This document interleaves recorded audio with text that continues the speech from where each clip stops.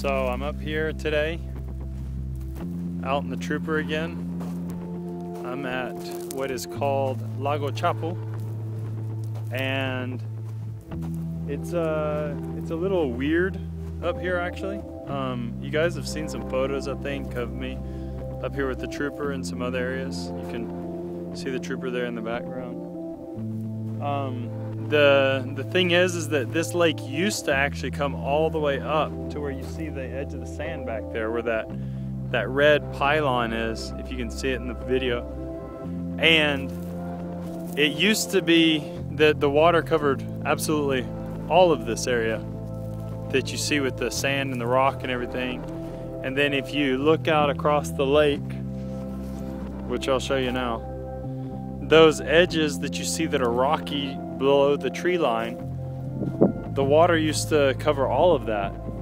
What's happened is, I want to say in the late 70s, early 80s, they made a tunnel that they drilled through the mountain, literally, because I'm actually on top of a mountain. I'll show you some footage of me driving down it and a little bit up it, I guess.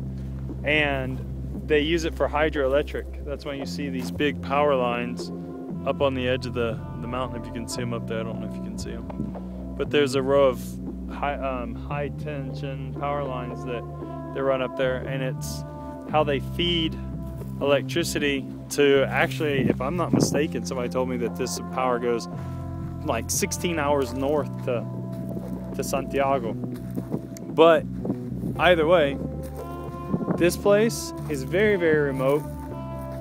There are two families that live up here, and I just find it to be very, very cool. So I figured I'd show a little bit of it. A couple other things I would like to mention is that all of this beach back here behind me used to be absolutely littered, I mean littered, with these pieces of driftwood like you see down there on the beach, these logs.